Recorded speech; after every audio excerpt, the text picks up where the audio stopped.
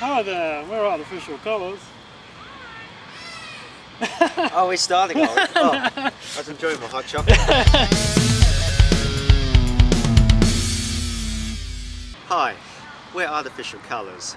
We're a musical duo that formed at the start of 2017.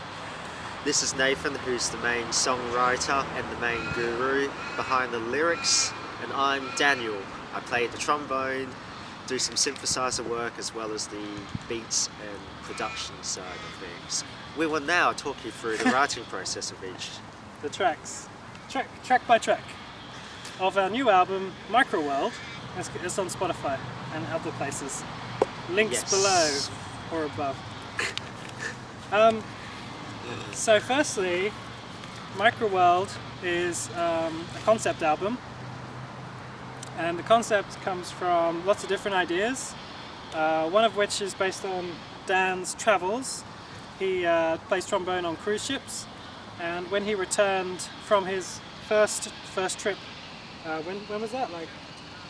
That was at the start of this year, February. Yeah, when I met up with him, he said this word that triggered in me. He said that it was a bit like a microworld on the cruise, because it's like a city and everyone sees each other, and it's pretty much quite confined and restricted from the outside world. And you didn't have much internet access either, really, did you? Not really, limited.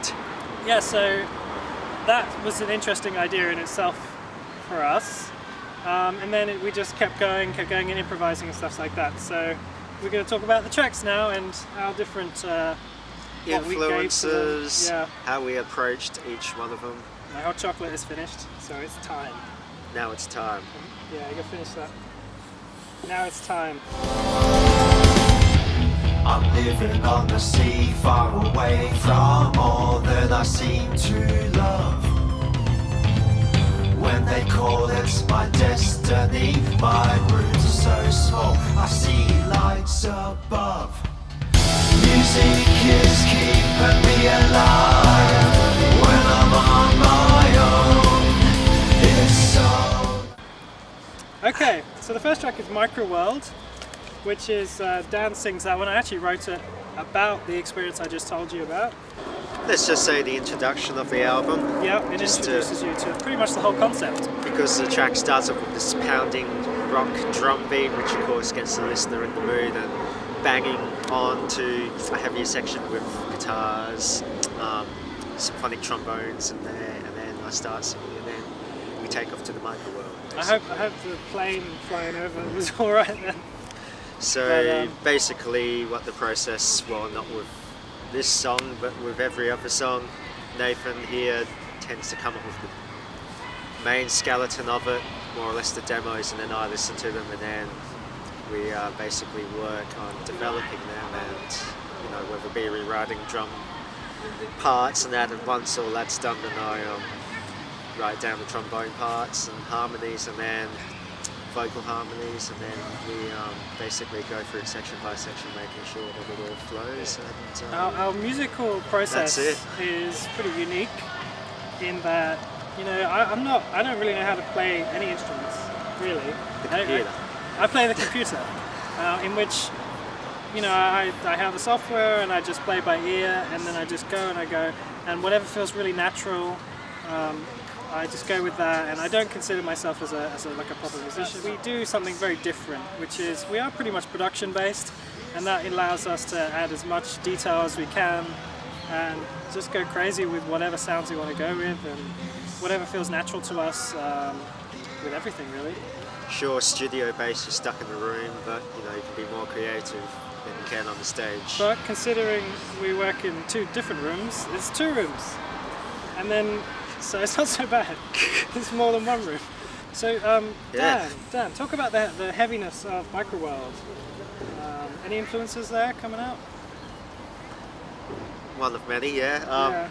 Basically, I've been recently getting into a lot of progressive rock bands, so Pink Floyd, Emerson, Lake and Palmer, Dream Theater, Enchant, just to name a few, and basically, that's given me the influence to add the heaviness, plus some of the organ parts as well, and also I'm quite heavily into symphonic metal as well, which hence with the big, orchestral soundtrack style trombones in there as well, just to give it that extra dynamic to it. So really I just go by what I listen, but obviously not trying to deliberately create from what I listen to, but to incorporate it in my own style. Yeah. At that point, I know Dan was really interested to do some heavy stuff, but also at the same time we were listening to The Doors at that point. Yes, we were, the first album. So I had like a bit of a mesh of wanting to do something heavy, but also wanting to throw that organ in there. So that's pretty much what it is. It's a mesh of those heavy sort of influences, and then also that sort of light rock. And I quite like diversity as well, so having an album that's got different styles and different elements really appeals to me, as opposed to just saying, okay, we're just going to be an electronic, or we're just going to be a rock. You see that glass dome over there? Inside that, the seasons change the same as our emotions. We're encouraged to cry in the dome because once winter is over, we all appreciate summer more. So the next one is the first interlude, which has my partner Jasmine is acting in this role, and she plays this character throughout the album. There's 4 pieces she's in, one of which is a song. Just a world that's quite nice and relaxing, peaceful, artistic. There's a lot of, I know you hear the bird song in the background. It's all recorded on this old radio, or like an old VHS tape, because you're sort of looking back at this world and seeing like what it was like, and through like a recording. So it starts off quite nice. This character is enjoying herself in this new world she's entered, and then there's a little snippet of one of, I guess, would you say, he's one of my favourite British comedians. He's dead now. But I put a little clip of him in there because it's a song that we both find quite funny from one of his movies. It's kind of funny though how that sample finishes, because it sounds as though he's about to sing, and then the guillotine or the noose is like. Yeah, it's quite dark sounding, but I wanted that old-fashioned sort of music sound. It's quite creepy sounding, yes. Yeah, that's Norman Wisdom. I don't know if I mentioned the name. I don't think I did. But that's the beauty, because the album starts off in a happy place and then it just gets darker and darker until we hit literally the darkest time we could ever experience, and then we somehow manage to weather the storm and it's all breezy again just to finish it off. So I think there's a lot of dynamic and a lot of emotion in that, and it keeps the album moving and a lot more interesting.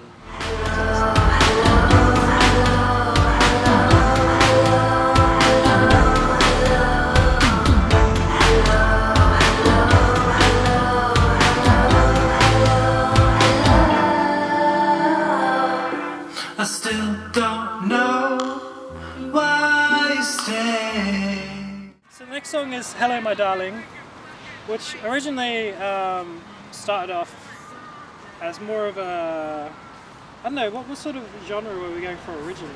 I don't know, it just happened. We didn't have one. But anyway, it kind of turned into a bit of a club banger at first, but then that's 80s we dance. decided to do an 80s dance. Which could be a club banger as well. Back in the 80s it would have been, yes. So with this song, it's about myself and my partner, and just like how she sort of can help me, and how other people can help other people bring them out of sort of dark places, which is a theme on the album. Conceptual wise, I think it works because in the previous clip, in the interlude, she talks about how she's discovered love in this peaceful world, and this is, I guess, that love song for her, for that character, and yeah, like, I think it works as a pop song, and it's the beginning of pretty much a dance section of the album, which basically is the people in this world just enjoying themselves, just like discovering friendships, relationships, having fun, but there's always a darker edge underneath, which you can kind of hear in the lyrics.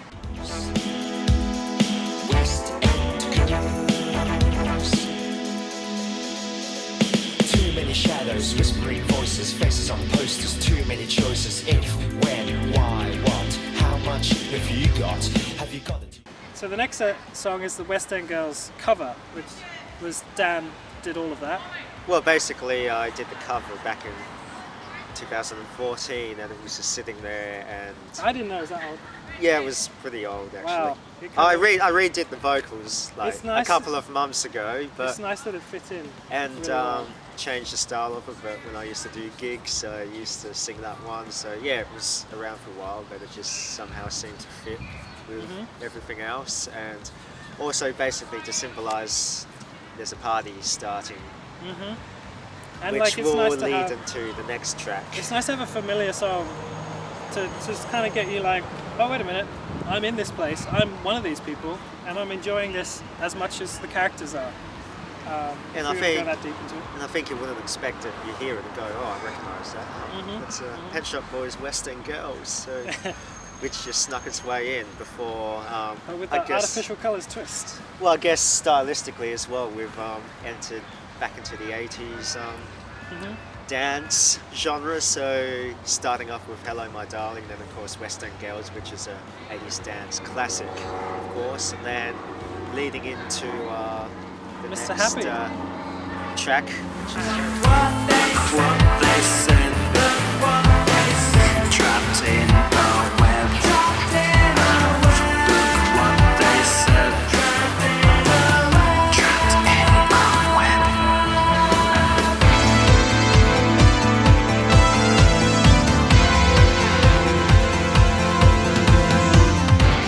And aeroplanes.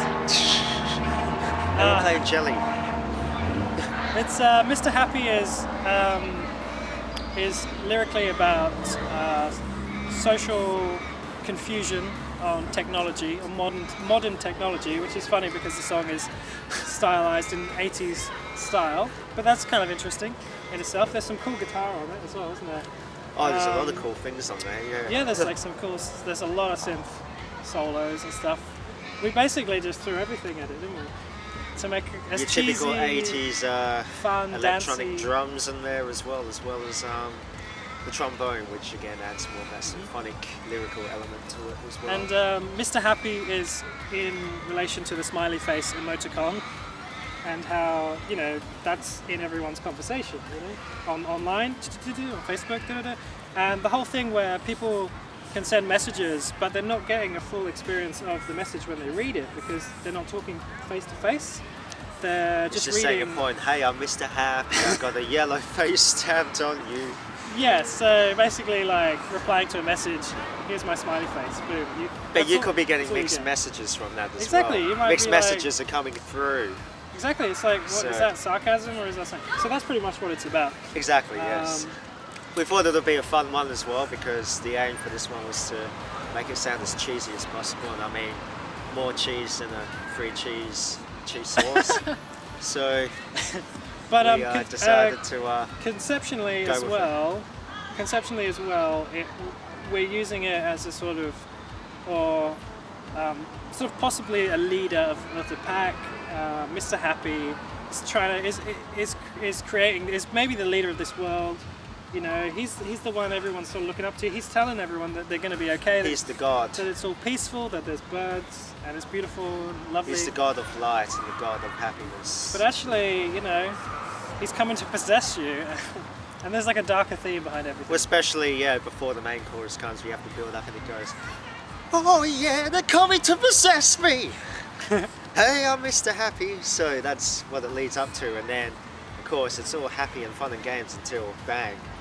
There's this dark cloud that just roams the microworld. And The Dark Cloud is the next track, which is the interlude Change of Heart.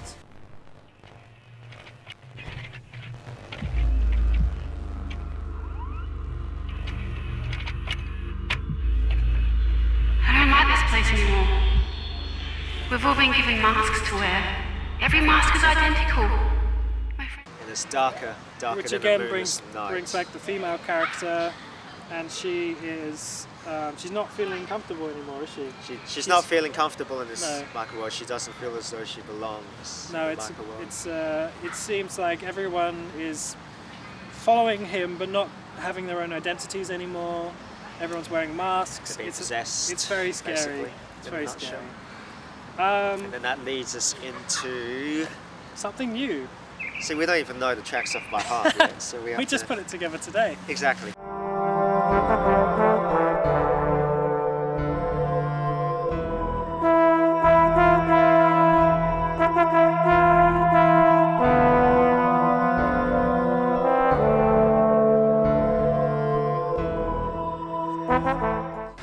Something new is the first sort of dark, sad sounding song on the album, because that is where things are changing. Now, talk to us about the instrumentals, Daniel. Oh, well, it first started off again, as I said previously. Nathan here gave me the demo. At that stage it was just vocals, just a drum loop and piano, but then I had to listen to it and I thought, yeah, this could sound good, really heavy, so I doubled up on the drums, rewrote the beat, still incorporating the same groove, adding in some heavy bass lines, so it just has that real heaviness to it, and then trombone harmonies, of course, just to give that real discordant texture to it, as well as in the middle section where it sort of breaks down for the trombone solo. Then the trombone has its own lyrical moment, and then it starts to build up, then bang into the heaviness. And this one we kind of had more of a classical sort of influence to it as well. Radiohead, of course, so songs like Burn the Witch, Fake Plastic Trees, Pyramid Song. added in some strings, piano as well, and it's shaped up to be probably one of our slower songs, but at the same time quite dark and quite emotional.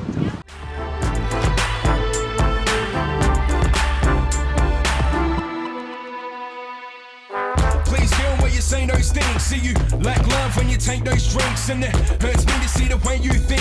I'd fight, but I may not win. To you, I ain't no thing. There's a storm, let the rainbow in. All the traits that I showed that have made you grin. Is that the first one we worked on? That's the first one you sent me. Yeah, so that one's kind of a, I don't know, it's quite upbeat. I was actually, the influences for this one are very strange. I was playing GTA, the video game, the online video game, and I was role-playing a storyline where this guy was on a train track and he was like sad because I think someone he knew died on the train track, and the police had to help him get home. It was a role play. Anyway, so I basically used that as my lyrics, and then I turned it, and then I thought, I want to really get a rapper on. I really just want to try that, because we've always kind of thought that could be a cool idea. And I was looking around and I found Brad or Divine on YouTube, and he had a really good song called "Take Me Away," and he is really good. Speaking of which, it's a train. Oh, it's a train on the train tracks. So we got Brad around, and he performed some vocals. I gave him a theme, and that was "Breakup." And then we just sort of worked from that with the theme as well, with some of the other vocals, and it ended up a pretty cool song. It's quite chilled.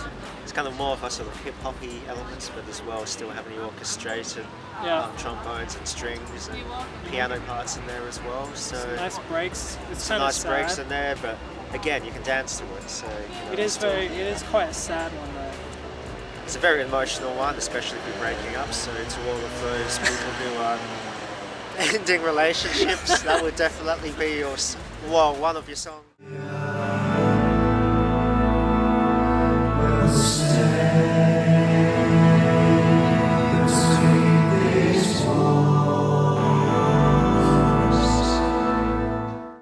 So Worship is a choir-y song, sung by both of us, which is basically where pretty much all the characters in this place, including the listener, are taken over. They are completely possessed. They're just going by whatever this world wants them to do.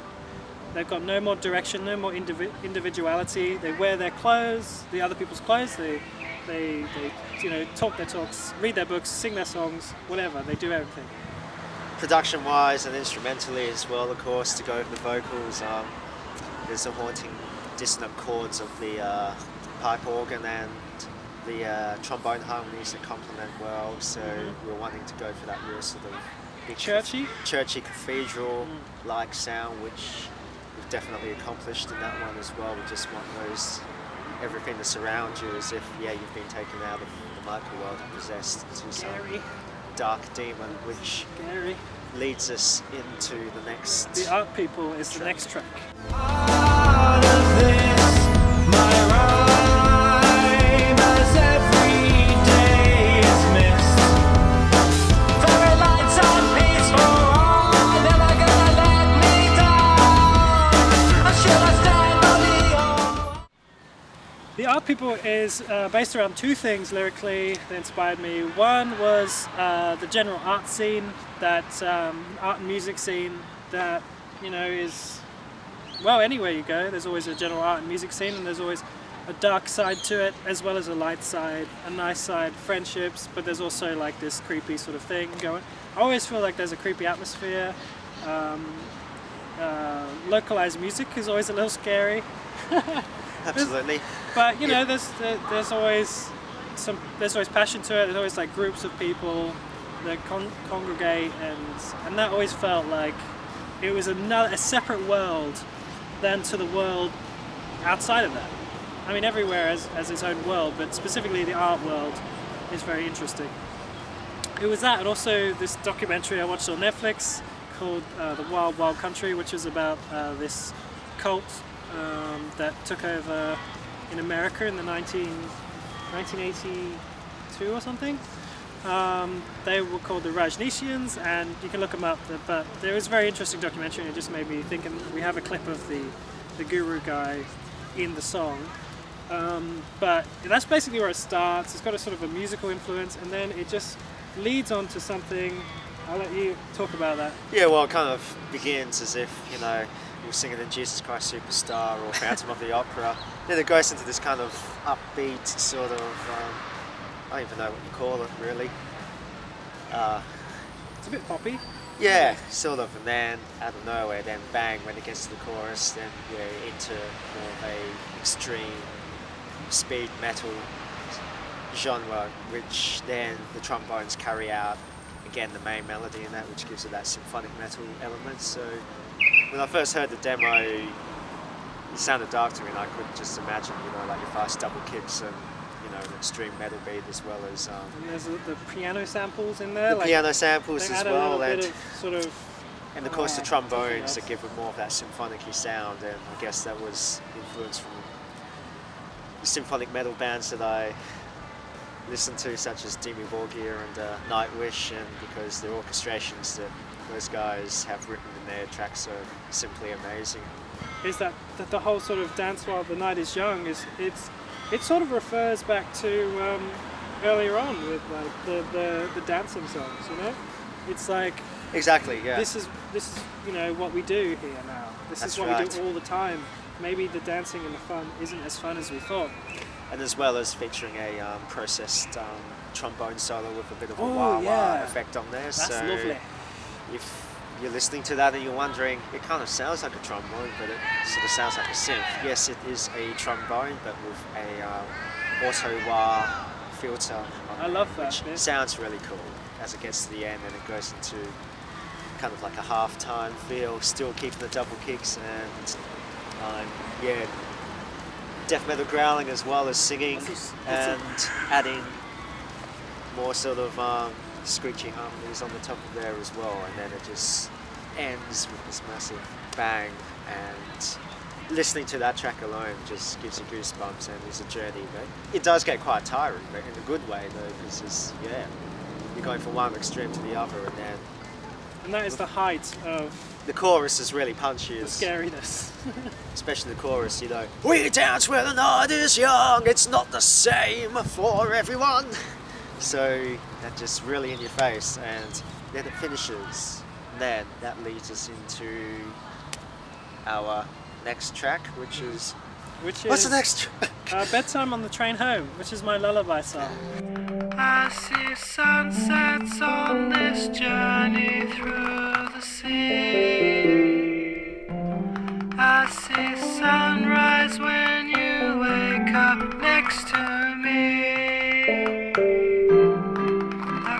suitcase. That one I wrote, actually 2 songs I wrote on when I came back from a holiday.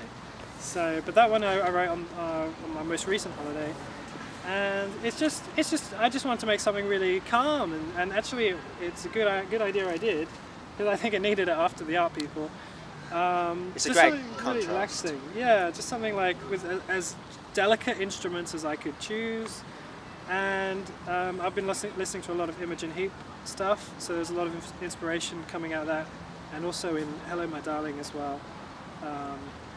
But yeah, it's a sleepy song, and good for like light rain maybe. And it's a great one just after listening to that extremeness Yeah, of the art people. That just is a nice contrast just to give the ears a rest, and it takes you into a different world, because after the darkness, after the storms hit, then we're suddenly beginning to see the light again, which then leads us into... They seem to be well spoken, and they seem fair. The doors knocking in the dead of night is past my bedtime. I focus on the trees that breathe to me. the next song is Bury Me, which is it's a dark song. We kind of get dark. It is as very we get. dark, but it's also optimistic. It's an optimistic song about sort of coming against your fears and then coming out at the end and jumping into that fire, because maybe the fire is not so bad. And Dan sings that one. It's quite an encouraging song when you listen to it, because you know it's kind of got, even though it's dark, it's positive at the same time. Like we'll take the first verse for example, like And it'll you like- be okay, you like it'll the be chorus, a great don't day. you? The chorus is great. This song was actually the most challenging because it was originally Nathan doing the lead vocals, but Yes, I he did. Yeah, somehow I didn't like it. didn't sit with him that well, so we were scratching our heads. So then with that Bury Me section, we were trying all sorts of things, from death growls to shouting, and it never worked. In the end, I just ended up whispering and adding a heavy distortion on there. Yeah. I But tried we to got do it. Nathan to sing it, but he sounded like Abraham Simpson. So and Pretty much took that one over because I gave up on it. basically But, we gave up on But it. it turned out pretty good.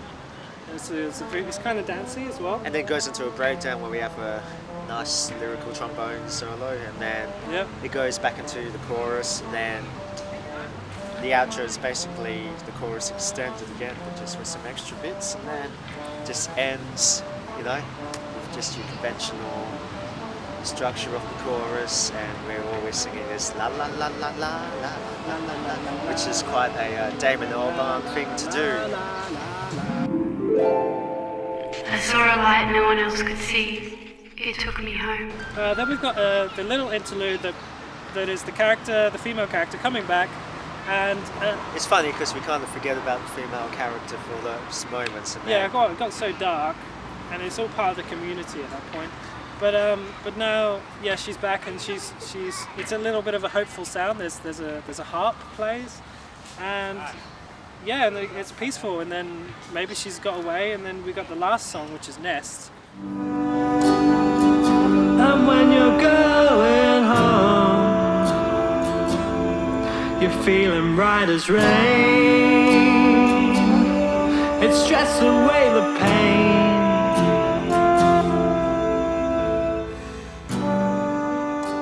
Which is pretty much the yearning for home and getting home, and then, you know, rediscovering what you love about home. And that was I wrote that on a different holiday as well. yeah, and stylistically, musically, Nest is a beautiful one as well, because again it's stripping back to just acoustic and vocals. So at the beginning of it, it starts off with an acoustic guitar, then the vocals come in, and again I'd say it's our Pink Floyd inspired song, because as it builds up, then we've got that real sort of Wish You Were Here, Dark Side of the Moon, Speak to Me sort of sound to it, which those were the influence that sung out to me, hence why as I started adding in drums, trombone harmonies, and then I thought, oh yeah, the sound of the Hammond B3 organ there, just to gel it all together, some subtle electric piano in there too, and it all just blends. And yeah, basically Pink Floyd and Radiohead's Fake Plastic Trees. It just Originally it was like more synthy. It was pretty much a synth song. But the more I did it, I was just like, it doesn't enhance anything. So have a lot I of did synth. find a very good guitarist called Stephen Press, and he was interested. He said he liked the song, and yeah, he did that, and he had a and he did a beautiful solo towards the end. he did as a well. solo just to add on to it, and we pretty much took advantage of that and built everything around that, didn't we? Yeah. Originally, we were not going to have any drums in it at all, but then Yeah, we for that thought, yeah, it's build-up. got to build up to something, and then that instrumental build up with Stephen's guitar solo just really sings out to the song. Absolutely. So Story-wise, I think that she got home at least. Hopefully some other people got home and escaped the Microworld. But, you know, maybe some people liked it there. Who knows? Maybe some people liked it there. you might know in the next one, but anyway, Sequel. we haven't quite got to that Sequel, yet. But Microworld 2. basically, yeah, in a nutshell, that was That's our our approach and a bit of info about our concept album, Microworld. And again, there's a lot of great concept albums out, such as Sgt. Pepper's, OK Computer, Dark Side of the Moon, The Wall, of course, and also another one by Dream Theater called Scenes from a Memory, which again tells a story as well. So We hope you enjoy it, and check out whatever other videos we release. our first album is up on our Spotify as That's well. right. So That's right. Check out both of them and enjoy. Thank you. peace. I should pick up my chocolate. Cut. Hot chocolate. Thank you.